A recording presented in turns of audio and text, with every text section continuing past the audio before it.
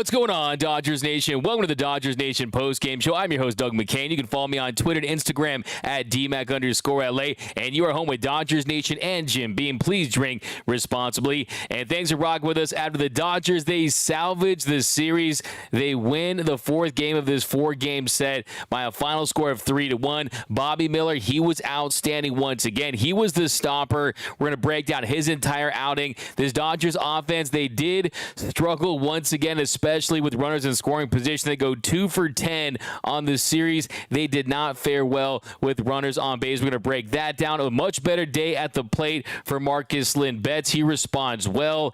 He gets a big RBI single in this one, and as a whole, he has a 3-hit day. So Mookie goes 3 for 4. If you're keeping score at home today, Ronald Acuna Jr. goes 0 for 4.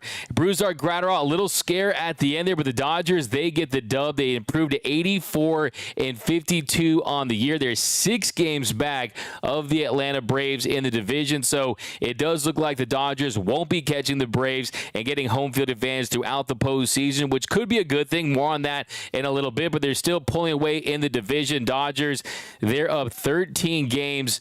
They're up 14 games on the Arizona Diamondbacks at 84-52. The Giants lost today. I believe the Padres are losing right now. But first, give me your big takeaways from not just this game, but this series, because we're going to break it all down. This Atlanta offense that had been absolutely unstoppable for certain points this series. They had scored 19 runs with 8 home runs this year in this series in the first 3 games. The Dodgers, they do hold them to just 1 run, and it was thanks in large part to Bobby Miller. It was big game Bobby Miller time on the mound today. He goes 7 innings, a career high, allowed just 1 earned run on 3 hits, had 5 strikeouts and 1 walk, had 16 whiffs. He retired 16 batters in a row at one point, and for the most part, he was cruising. I mean, he had gone all the way to the 7th inning until Matt Olson, who had no hits in 15 at-bats this series, hits that home run there in the 7th inning, and you look at that pitch right there. It was a changeup. They wanted it away. He left it middle, a little up, and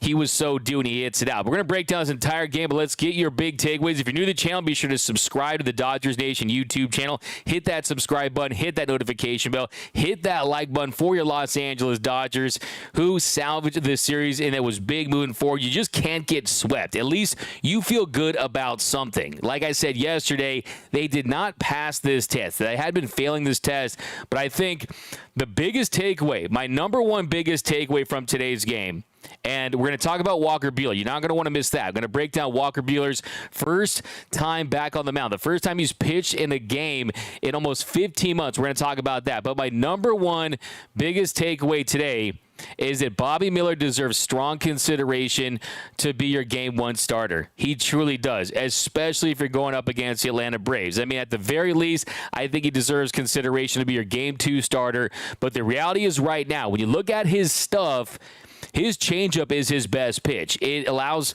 him to keep hitters off balance. You see him getting hitters on fly balls, lazy fly balls, strikeouts. So I think you look at the four-seam fastball that has been hit hard at times this year, but that's going to play up in the postseason. And you look at his 2 starts against this Braves lineup that is a historic lineup. This is not just a good Braves lineup. This is a lineup that 10, 15, 20, 30 years down the line, 50 years down the line, we could be talking about as one of the best, most dangerous, most explosive lineups in the history of Major League Baseball. They are on pace to be the first team to slug 500. They're on pace to pass the 2019 Twins, who hit 307 home runs in a season. They have 7 guys that have hit 20 or more home runs. We got a super chat here from Ahmed Hayward, season 2023. What's up, D-Mac? It's been a minute. How you doing, bud? Also, tell Clint I said what's up. What a Ahmed Hayward season 2023. I appreciate that super chat. It's our first Hornitos comment of the day.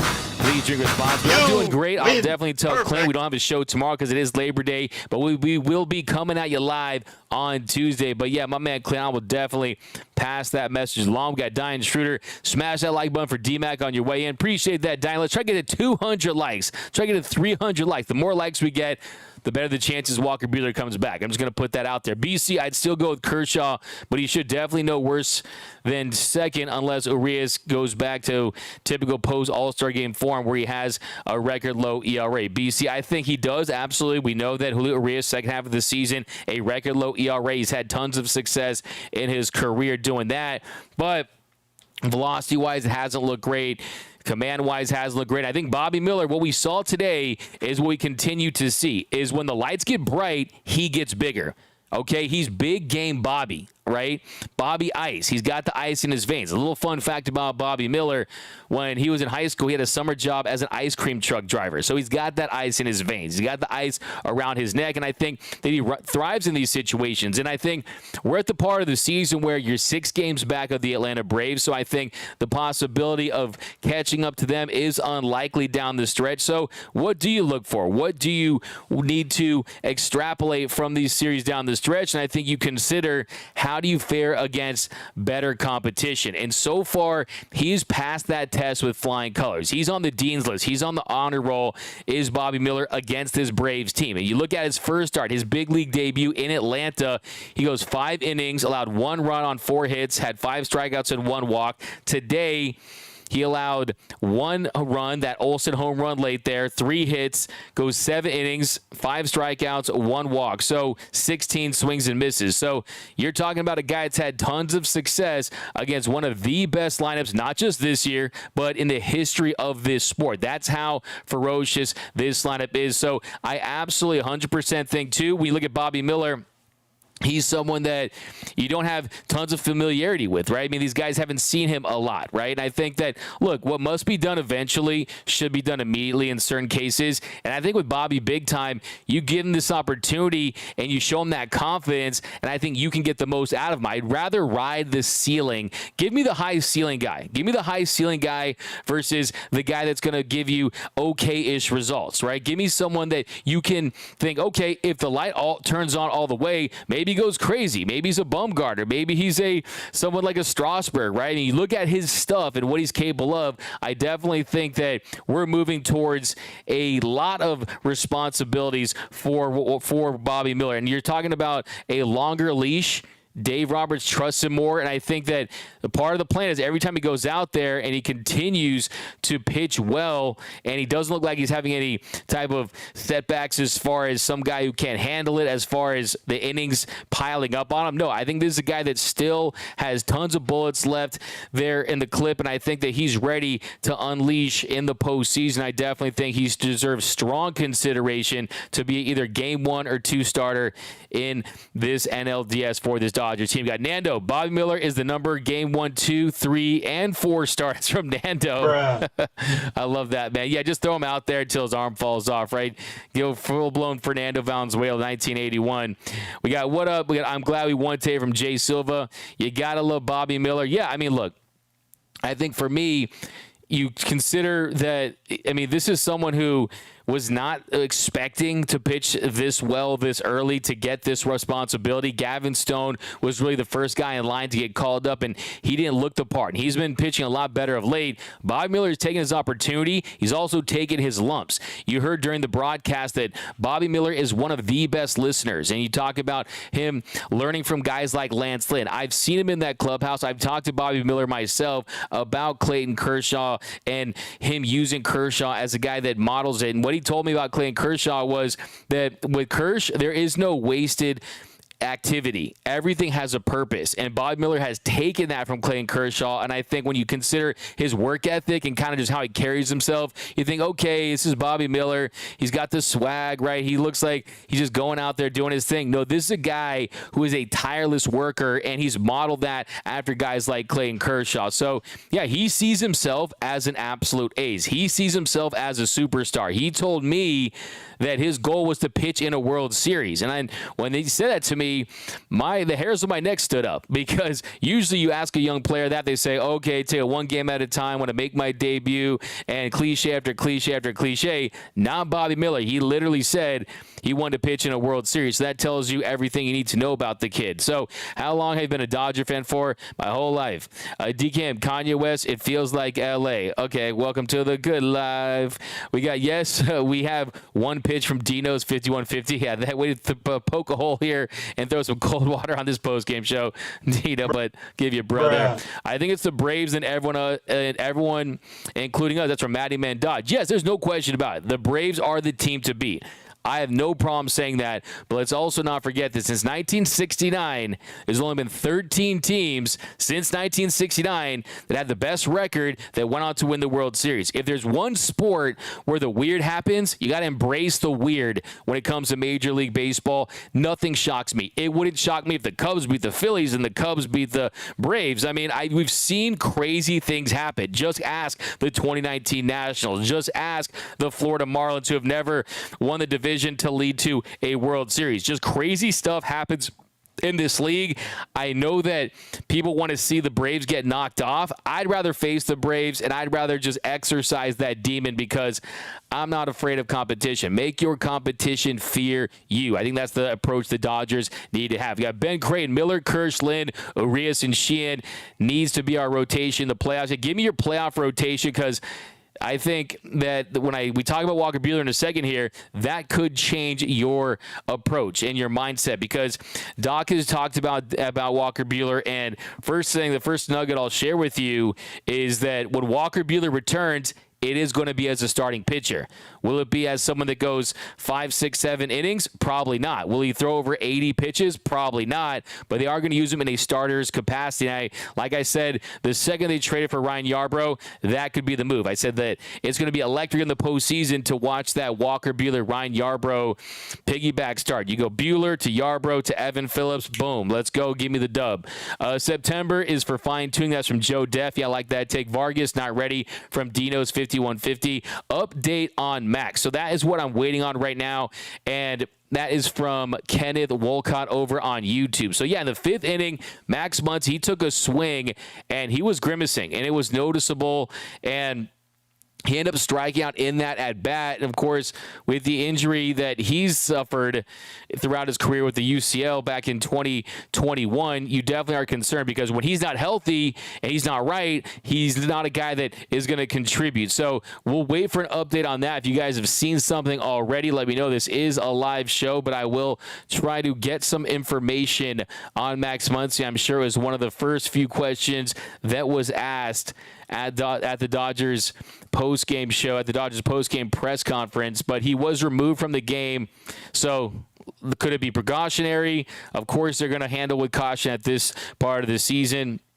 But he definitely looked very uncomfortable, and even on that next swing, it didn't look like it was a swing that was your Max Muncy type. It looked like he took a little off there. Now, Dave Roberts did say that after he said that he tweaked it. So that's coming from Dave Roberts. Dave Roberts, he called it a tweak and said that he does not expect Max Muncy to go on the IL. So this is from Michael J. Duarte. My friend Michael J. Duarte from NBC is going to be on the show Wednesday. He tweeted, Dave Roberts said he does not expect Max Muncy to need to go to the IL. Said his shoulder should be fine. Called it a tweak. So that definitely is promising and encouraging. Hopefully, after tomorrow wakes up, it's not sore. But this is the Dodgers, so you got to take everything with a grain of salt the size of the Rock at Gibraltar, okay? They're very cagey with information. So let's see how this develops because nothing is nothing, right? Everything becomes something, it feels like, so we'll wait and see.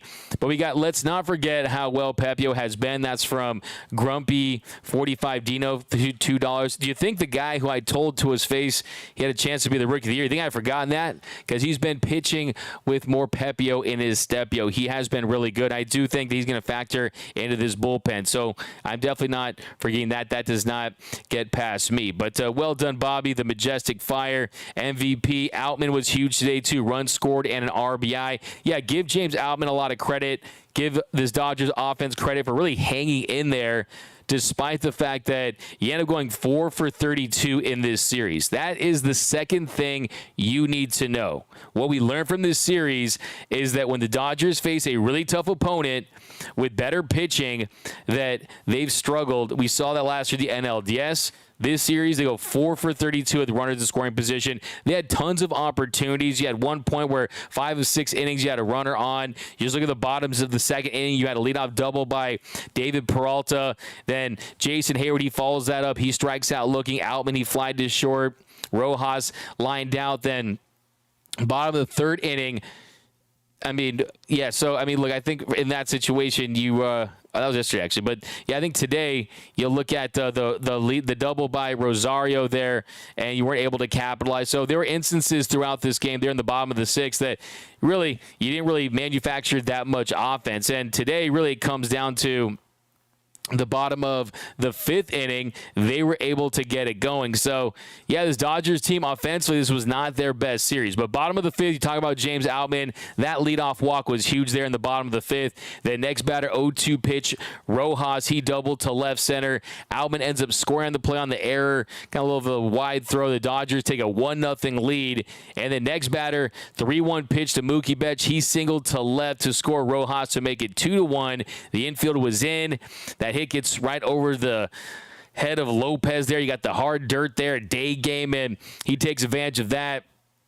And the Dodgers, they get another run across. So two, they score right there. They goes 2-0 Dodgers, and you're feeling really good. Finally get on top early. Then after that is the play where Max Muncy, he hurts his shoulder. And like we talked about earlier, we will wait and see. And then bottom of the eighth inning, the Dodgers add an insurance run.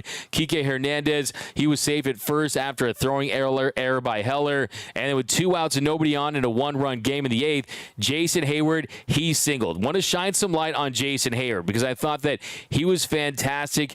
And he gets a single there with 2 outs. And Hayward was really outstanding once again. I mean, Jason Hayward is someone who continues to be a contributor, and you saw defensively today too. Hayward was great, and I think he's someone that is going to be big for this team. You saw defensively, he makes that diving, backhanded play, and that was one of the great plays of this game that really helped solidify this win. And he had 2 hits on Sunday. It was his 4th multi-hit game in his last 9 games. And like I said, defensively, he's been excellent this year. He has a +5 defensive runs saved and outs above average. He's only played around 40% of the Dodgers innings at right field this season, and you saw there in the 6th inning that nice backhanded play, dives, and that was huge. That was huge right there, top of the 6th inning. So that really is the defensive play of the game right there.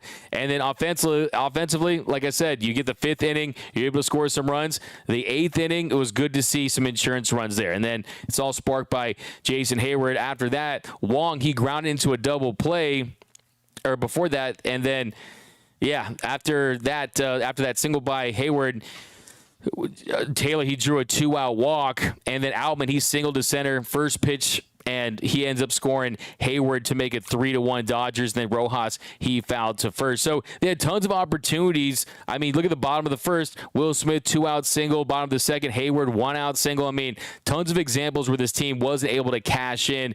Now, does that change your opinion of this offense? Because they've been great with 2 outs this season. I think what you're seeing is the loss of J.D. Martinez. I think that, to me, is one of the big keys, one of the biggest takeaways of this series is, hey, they need J.D. Martinez in the middle of that lineup. You're facing better pitching against this Braves team, and that really was the difference. Maybe with J.D. Martinez, this is a series split, and you're feeling like these teams are a little closer. But D-Mac is Dan Lehman Pepio's dad. We got L.A. needs to make it to the dance. One there, dance.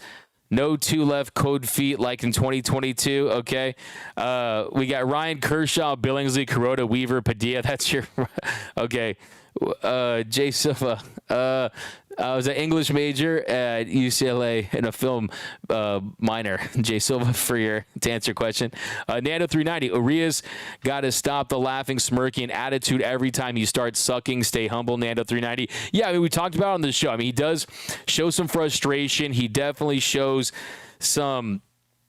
Look, he is someone who kind of thrives in that environment where he's like a prize fighter on the mound. He kind of treats every hitter at the plate as his opponent. I think for him, it's a way for him to stay fired up and locked in. I don't think that it's something where it's a lack of him being humble or anything like that. I think he respects his opponent. I think usually it's him almost being frustrated with himself in those situations. But yeah, I do think you want to see him lock in. I mean, you saw after the home run, he gives up. You see him issue walks. I mean, you saw against Boston, he gives the home run, and then he walks Story after that. So I think that it's about him locking in mentally and getting back to his mechanics. But yeah, look, let's just absolutely be honest about this, is that Julio Urias, the velocity down, the command down. He doesn't look like someone that you could justifiably put over Bobby Miller in a series that you're saying, okay, if the goal is how do we give this team the best chance to end this series the quickest,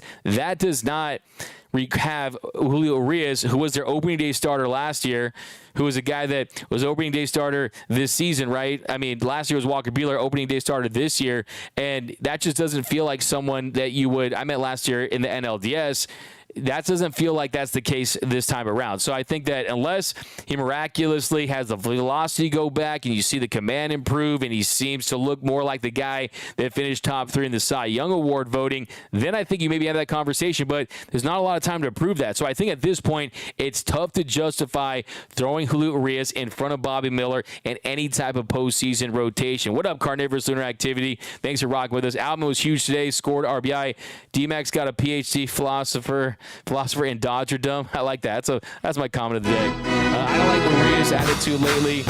Myers K. Win. We got didn't he said that about JD as well from Solis' outfit. Yeah, that's what I was saying, Solis. I mean, when we heard that from JD Martinez, they didn't want to throw him in the IL. They ended up just kind of kicking that can down the road for too long, and then I think that was the wrong decision. So, yeah, we will wait and see. And I think at this point in the season, you start to have that conversation of who truly is even 100% healthy. And if this is something for Max Muncy, where if he does struggle for the next 2-3 weeks, we're going to look back and say, okay, remember that swing on that Sunday game against the Braves? Has he been the same since? So I think collectively as a group, you and I, we're going to have to see his numbers the next 2-3 weeks to see, okay, is he truly fine? Because you're talking about someone who is really on a heater. He had 9 straight games with an extra base hit. But, yeah, it'll be very interesting to see how he wakes up tomorrow if he's feeling any ill effects. But, BC, I'm happy the whole team is hitting better.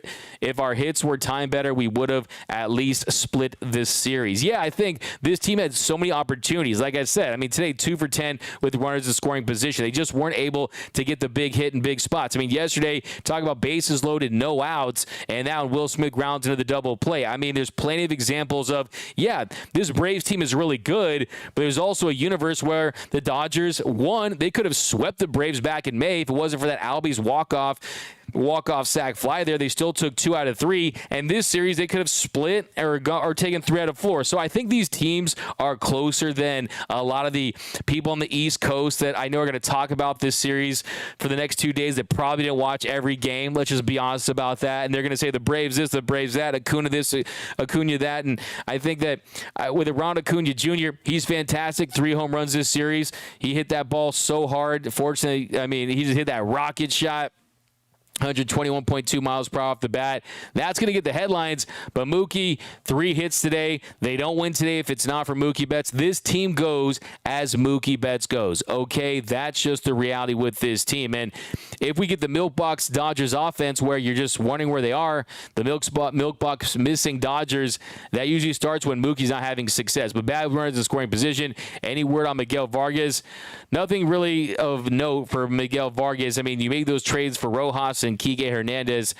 Joe Kelly, Fernando Ubanes. Joe Kelly, he's on the mend. Joe Kelly is going to be back soon. And by all accounts, he's someone that it wasn't a major setback. So, yeah, I mean, he's going to throw another bullpen session in a simulated game on Tuesday. So, dealing with that forearm inflammation. So, he's going to be back. I think he's someone that you're really just priming up for that postseason run. He threw a 20-pitch bullpen session on Friday, did not have any issues, and he's going to need a rehab assignment before returning from that right forearm inflammation. So it shouldn't be too much longer, but the good news is he is making progress. But, yeah, we'll continue to talk about this series, but I need to talk about Walker Buehler because that's what has me over the moon excited about the possibility of Butane coming back and helping this team this year. But first, I want to read this super chat by Camille Harris. $5. Dodgers will make adjustments for the World Series. Thanks for what you do, DMAC Go Blue. Thanks, Camille Harris. And I think, yeah, I mean, you bring up a great point, Camille, is that this series did feel like a couple heavyweight boxers kind of feeling each other out. I mean, you had counters, you had uppercuts, you had big time blows with the home runs, and you had pitching, and you had the jabs and this and that. I also think, too, that this Dodgers team realizes that, hey, guess what? We have a guy in Bobby Miller that's had success against this lineup. So I think you talk about an adjustment with Bobby Miller. It's a 4-game series. Obviously, you can't manipulate how you face a team in the regular season, really, to a degree, right? I mean, there are some things you can do, but for the most part, you're just going to go with your standard rotation and how it's lined up. But in the postseason, Bobby Miller ain't going to pitch Game 4. There's no chance you can do that after seeing the success that he's had. Look, his changeup is his best pitch, and it plays up. And everyone's talking about the 4-seam fastball and the 2-seam fastball, and him mixing up those fastballs is incredibly huge. And you saw today him during certain sequences, Bobby Miller go off and use that. I mean, the fastball to get Acuna swinging and missing there in the top of the 3rd inning, that's the pitch I'm looking at if I'm the Dodgers. That is the best player in the league right now in the National League, in a lot of people's opinions. Of course, I think Mookie Betts is better, but still, no matter how you slice it, Acuna is one of the elite. He's in the conversation, and you got Bobby Miller rearing back and throwing that fastball by him. And that is what plays up in the postseason, because you're not relying on some soft contact. You're not relying on a fly ball out. Sometimes you need to go back there and miss a bat in a big spot, and Bobby Miller is capable of doing just that. He's got that in his bag. Not a ton of strikeouts today, 5, but he did have 16 swings and misses. And look at that, but in that same inning, the changeup to strike out Michael Harris Jr. I mean, that changeup is dirty. Everyone's talking about Ryan Pepio's changeup, which is great, which is elite. Like I always say, it's nastier than a gas station bathroom.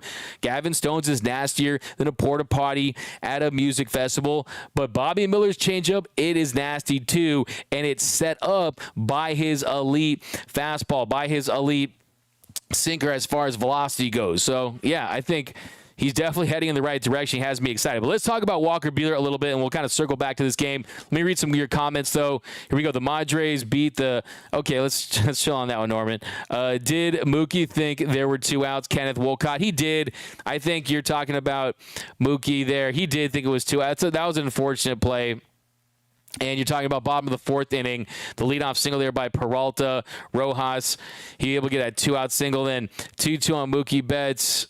Or actually, no, you're thinking of the play, yeah, where you thought there was 2 outs. Yeah, no, he definitely did, and it happens. Unfortunately, yeah, that was not the best look there from Mookie Betts, but still, I mean, it happens occasionally. But I think for him, it kind of misread it. You're talking about the Will Smith fly out there, and yeah, unfortunately, yeah, he did. Look, I mean, I didn't ask him after the game, but I'm sure that was probably the case. But here we go. We got Belly would have never found himself if he was still in L.A. Matty Man Dodge. I mean, I think we'll never know. I think he would still have had more success this year than he had last 2 seasons, right? He's healthier. You're seeing the shift, the restriction on the shift in play. You're seeing a different approach where it's less about the exit feel. It's more about the contact. I think that there is a universe where Bellinger has success. I mean, I think that you can't just chop it up to, okay, he's in Chicago, things are better now, he's Wrigley Field magic. I think never underestimate contract here, okay? That's the ultimate PED sometimes. I mean, when your livelihood, these guys, they like World Series championships, they like MVPs, but what they like most, they like a fat check. Okay, nothing motivates a player. Nothing. I mean, if it causes you to go take a couple more swings, a couple more reps to get to the ballpark a little earlier, all that stuff pays off on the field. And you know, players play up in their contract year. So I still think Bellinger would have had success in LA this year. I truly do believe that. Kershaw and Buehler will be the difference in October. And I will, before I move on to the next topic, I will say, depending on how James Alvin performs in the postseason, if Bellinger goes on a heater, there is still a universe where we look back this year and say, okay, that was the wrong move by the Dodgers, because Bellinger's defense is still grading out as elite, right? He's still one of the better defensive players in the sport at his position. But yeah, that this offense has been so good without JT is an aberration. Yeah, I think this team is good, but he takes them to another level for sure. Mitchell Hopkins says, let's hope the Dodgers don't get home field advantage against the Braves.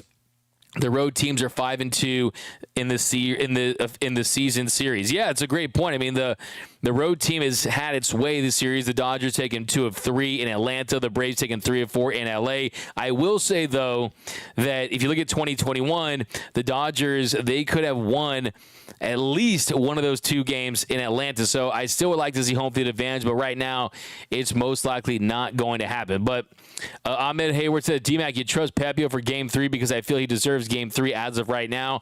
I still think we need to see a little more from Pepio to give him that, but I definitely think that he's done as much as he possibly could. When you look at how the walk rate has declined, the improvement on the slider, the fastball command, the changeup is dirty. Let's just see if he can keep it up. So I'm not ready to go there quite yet, but I definitely think that he is in the conversation. I got Jim Morrison. Yeah, he definitely was. Shout out to Jim Morrison.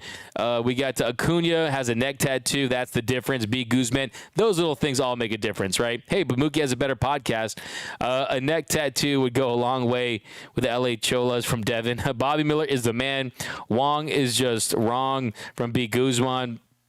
DFA Vesia ASAP. Hey, Doug, enjoying the live. Keep it up. Hey, thanks, Cody. Appreciate it, man. So, yeah, let's dive into the biggest story today, which I don't even think has anything to do with this game. It's about Walker Buehler, and I want all your takes on Walker Buehler because I think this is absolutely massive. Walker Buehler, he pitched for the first time in almost 15 months he pitched 2 scoreless innings in his first rehab game since Tommy John surgery. Buehler pitched in the first time, like I said, since June of last year. He threw 24 pitches in his 2 innings of work against the Round Rock Express. They're, of course, of the Rangers affiliate. Expect you guys to know that stuff. And he got 2 punch outs. He allowed a pair of hard hit balls. So a couple of hard outs, loud outs there. Both were hit to right field. Yorbit Vivas, he made a really nice play on one, stabbed at it, and got it done. And then the second one, the second was to second base right there. And then the second one was to Miguel Vargas where he was in left field. So, yeah, really nice job there by the Dodgers defense down there in AAA OKC. And you look at the velocity on that one, it was 104.8 miles per hour. So, yeah, there definitely was some hard contact on Walker Buehler, but still the results that you need to focus on were 2 perfect innings and the velocity. He averaged 94.4 miles per hour on his 4-seam fastball.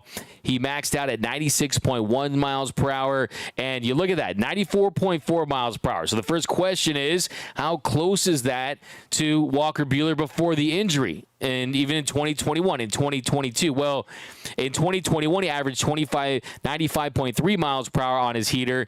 In 2022, he averaged 95.2 miles per hour. So 94.4 miles per hour, he's getting close, right? I mean, a couple ticks higher, and we're having the conversation of, okay, is a Walker Buehler someone that you have to consider for one of these first couple of games? So velocity-wise, he has definitely made a jump. And with a couple more starts, and you got early September, he has pretty much a month to get ready. I think there's no reason why we can't get up to 97, 98 miles per hour and him giving you 4 innings, maybe even 5 innings when it's all said and done as a starter in a piggyback situation. Now, if you look at his pitch mix, he went cutter, sinker, curveball.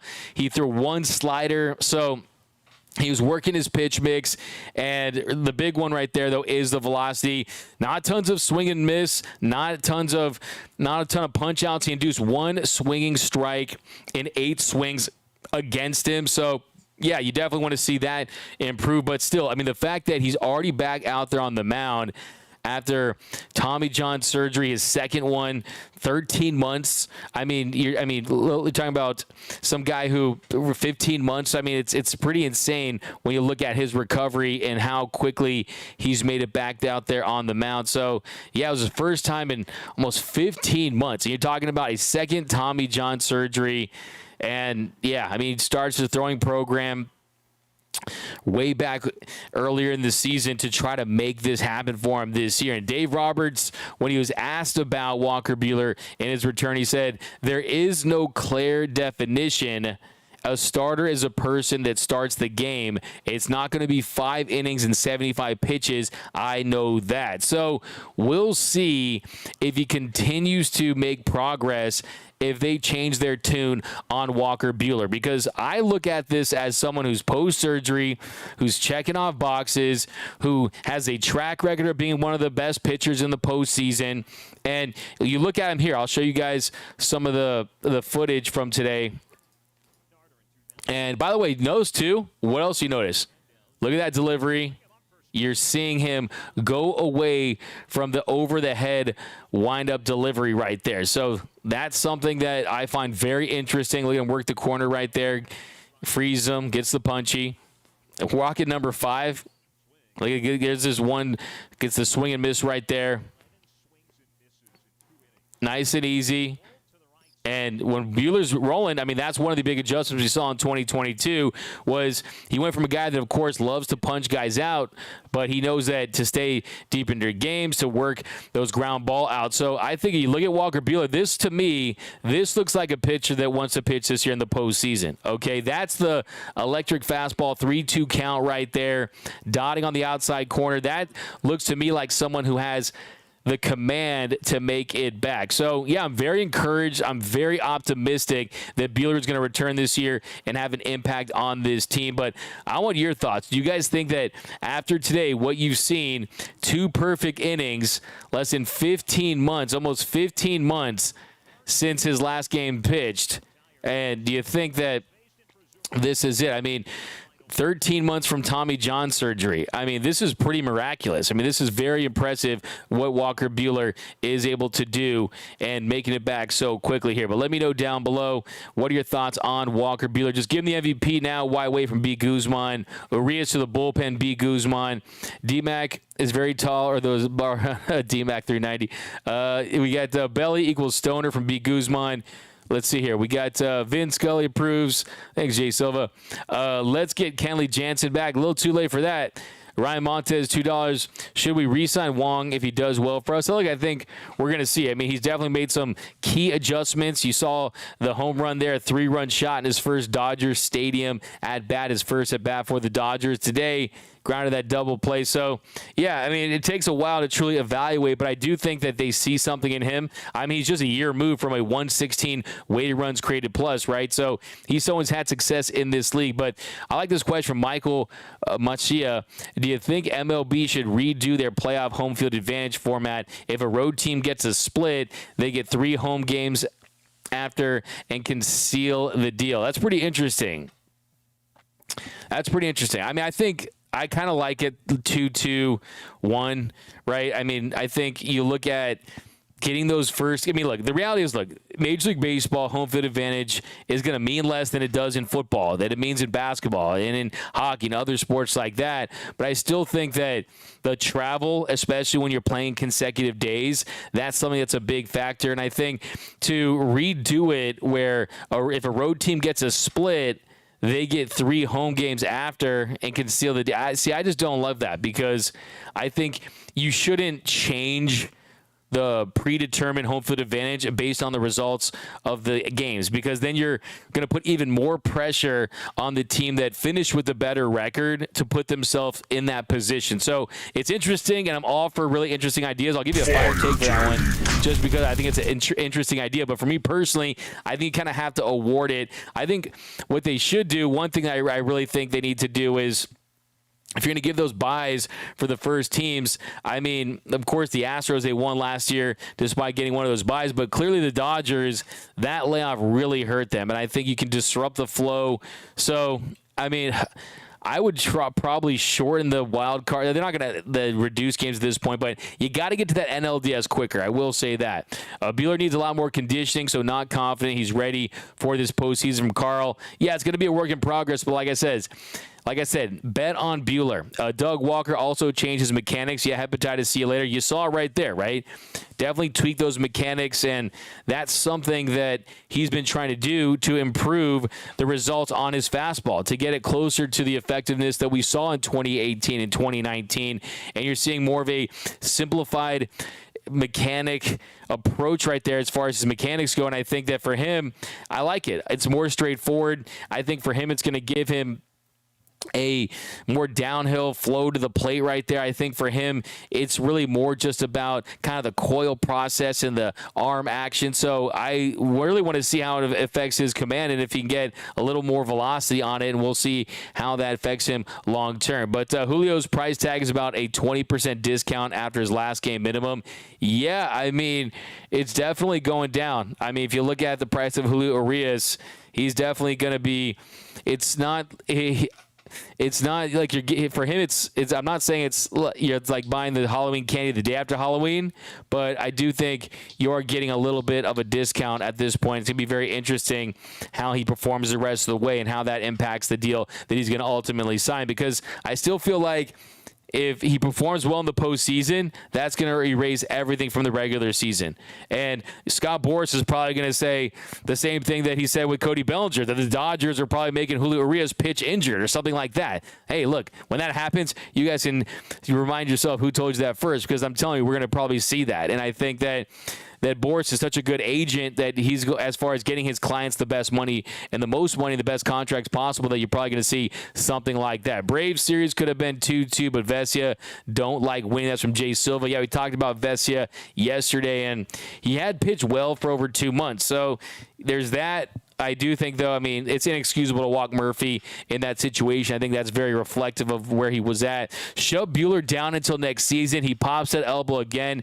He is done forever. As from I got jams. Yeah, look, I mean, I understand that sentiment there, but the reality is that if he's out there on the mound, that means that Buehler's people, that means the Dodgers medical staff has already deemed it where it's not going to make it worse, and that's usually not the case. I mean, it is a complete repaired arm, right? So that's, to me, the most important thing. I mean, he had the Tommy John surgery to repair that flexor tendon in his right elbow on August 23rd last year, and I don't think that a few months here or there is going to do anything differently. If anything, you want to really get it active and get him out there on the mound. But I don't think that Buehler, who's such a savvy and intelligent player, businessman, everything that's about him, is going to put himself in a position where he's not only going to risk not getting himself the biggest contract possible, where if he didn't get injured and he was still performing like we saw him in 2018 through 2020, even for most of 2021,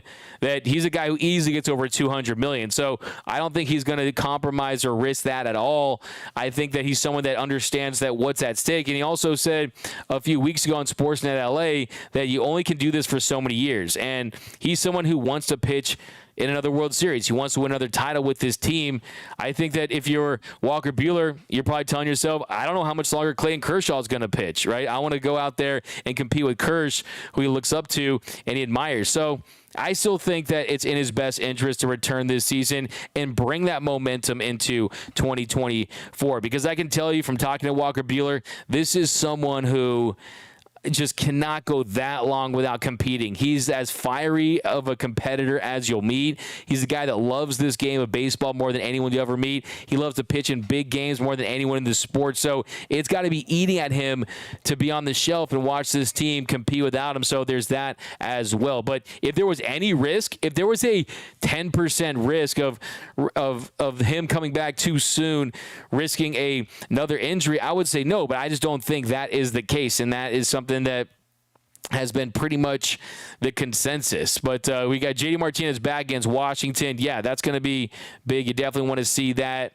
Couple more here. We'll let you guys enjoy the rest of your Sunday night. Reminder, there is no live show tomorrow due to Labor Day, but we'll be back on Tuesday, so be on the lookout for that. So a couple more here. By the way, we got $5 from MAS Boxing. Losing the series to the Braves is going to light the fire the Dodgers needed. Watch also Walker, Miller, and Julio will be the starting pitcher formula. Hey, that'd be very interesting, and all those guys at their best are as good as any rotation in baseball. I'll tell you that much. So I love that's a comment of the game from MAS Boxing over there. But yeah, guys, that's going to do it for this episode of the Dodgers Nation post-game show. We got Nando390 says, no live show tomorrow means I got to spend time with my wife, FML. Nando. Bruh. Nando, you're a wild one, my man. Julio only pitched 92 miles per hour. That's my worry. Yeah, I mean, velocity was down. Boris got Ben Verlander writing his press releases. That's a fire take. And to finish him. Kershaw, of course. I mean, I think Kershaw, at the end of the day, most likely is the game one starter, even though he hasn't been happy with his strikeouts. Kind of on a general level, happy Labor Day back to you, Carl.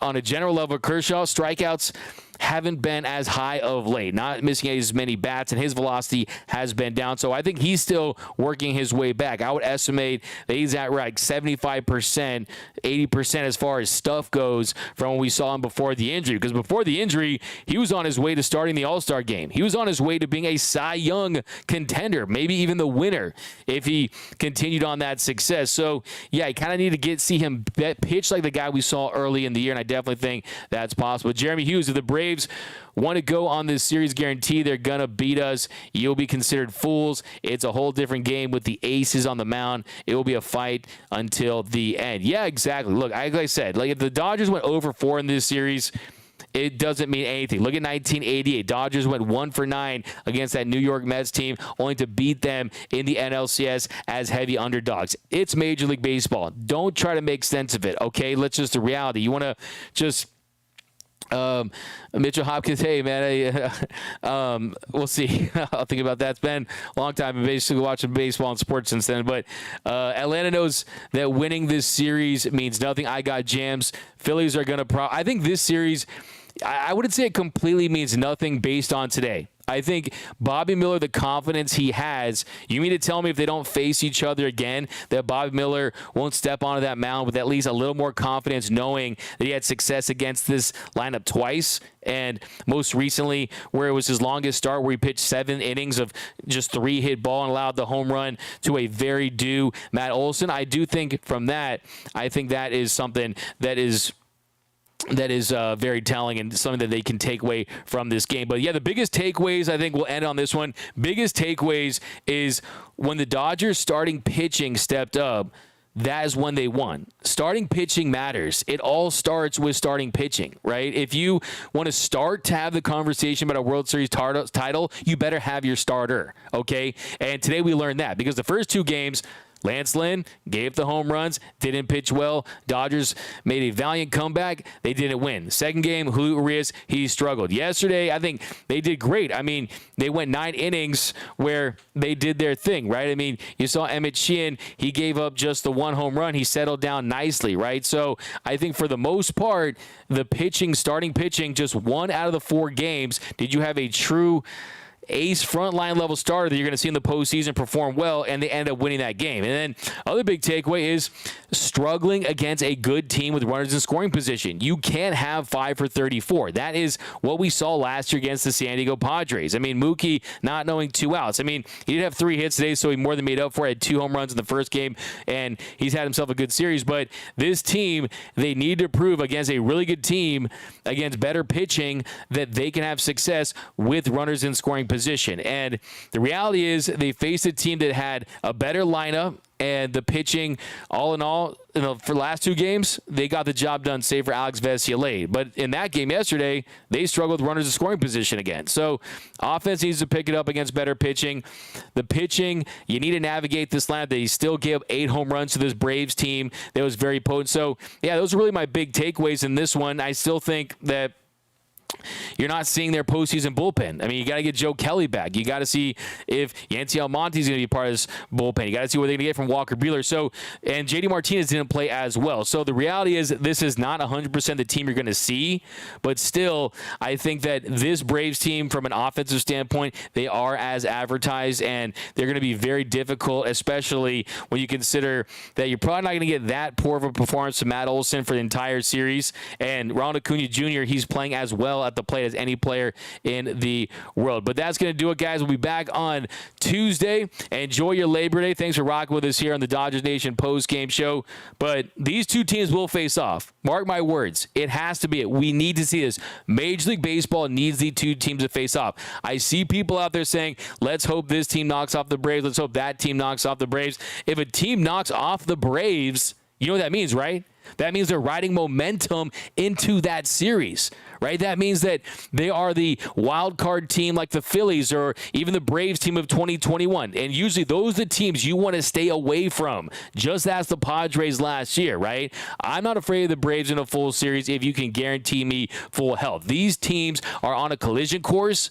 We need to see the rubber match between these two teams. Like I said, it is the Avengers Age of Ultron, right? This is Hulk versus Iron Man in the Hulk suit, right? In the Hulk smash, right? I mean, these two teams, they need to meet up again. This is Terminator, the T-800, right? I mean, you need to see these two teams face off, and I want to see it. Like I said, make your competition fear you. But that's going to do it for this episode of the Dodgers Nation post-game show.